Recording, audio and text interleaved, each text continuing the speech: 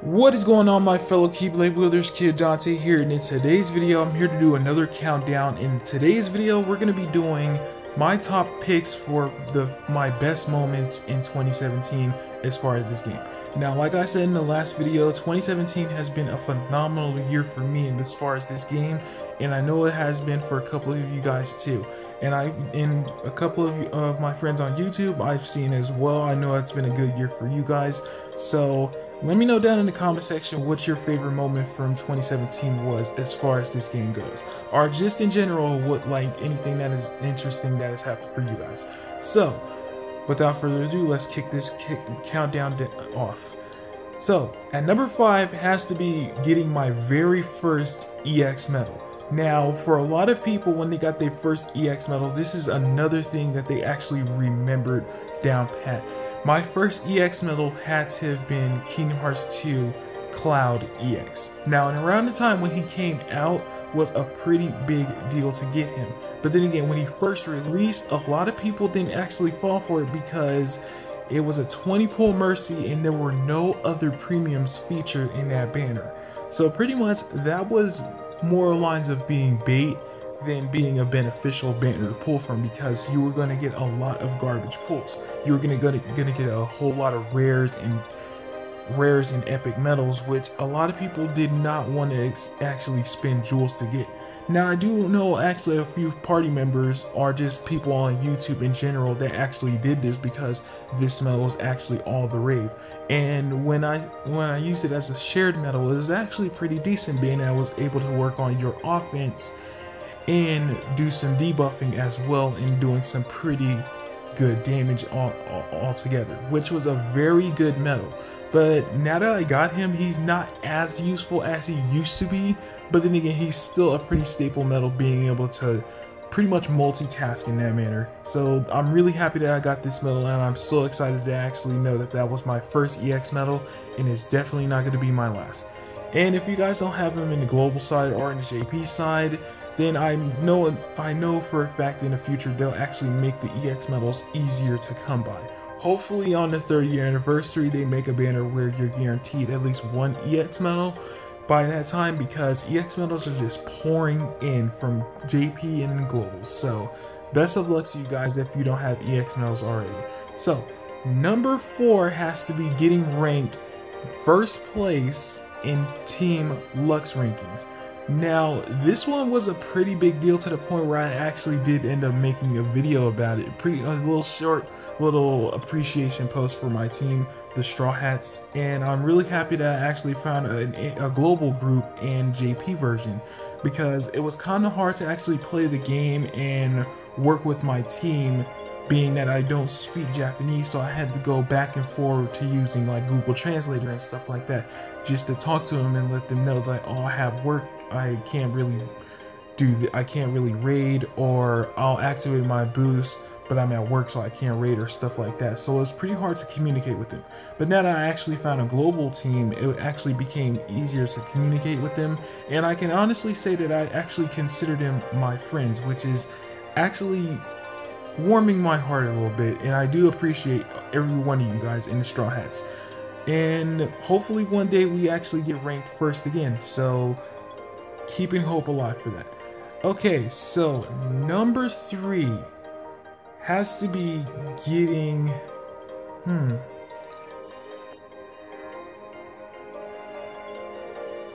Number 3 has to be the Union Cross update.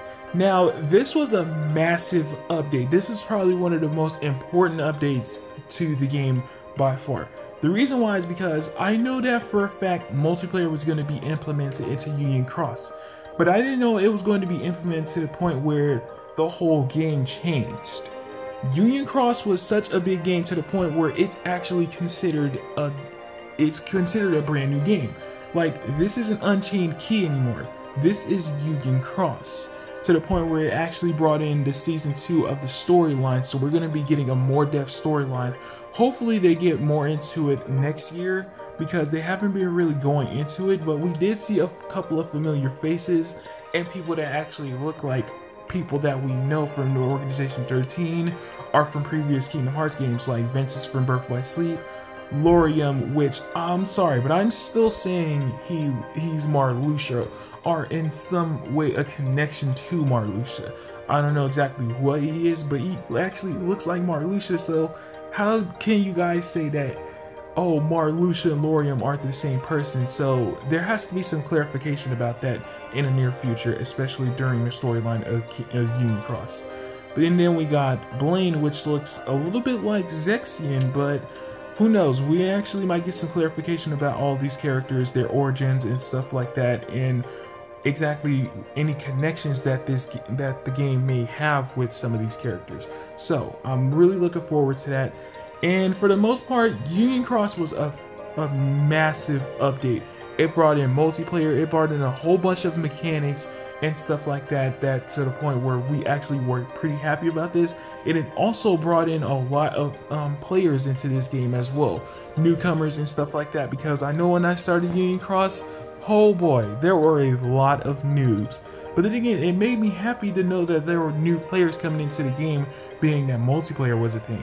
But then again, I do think that they can do a lot more with multiplayer. I don't know exactly what, but then again, a lot more to the point where a lot of players can actually enjoy it and reap the have better rewards and stuff like that. So I'm really excited to see exactly what's going to be happening for 2018 as far as the Union Cross and multiplayer and stuff like that.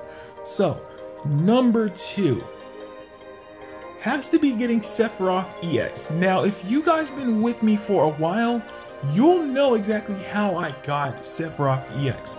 Now, I didn't post a poll on video until I initially saw it, but I got Sephiroth EX while doing a 300 pull, which is pretty much a single 1 medal pull. That was insane because the odds of getting him within that banner were really against you, being that all the reprints were upright medals. And getting an EX medal is the chances of getting an EX medal, we'll just say, are less than 1%, assuming they raise the rate of getting the EX medals, which I want to say they actually do, but then again they don't do. I'm not entirely sure. But let's be real right now. Getting that medal like that deserves to be something to remember, especially for this year. And that was an insane pull. Probably one of my best pulls by far.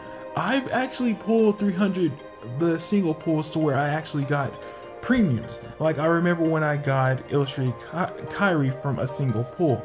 It wasn't a new medal, but then again, I was really happy that I actually got her like that, if that makes any sense. So that was a really fantastic pull, really was, because I remember when that banner came out, everyone was so hyped up to have One Winged Angel playing in their home theme, just turning beautiful music that you hear right now into something like just menacing and thrilling at the same time. Because let's be real, who doesn't love Sephiroth, and who doesn't know what One Winged Angel is? That is probably one of the best battle themes from Final Fantasy. I can just, yeah, it's just the best one by far.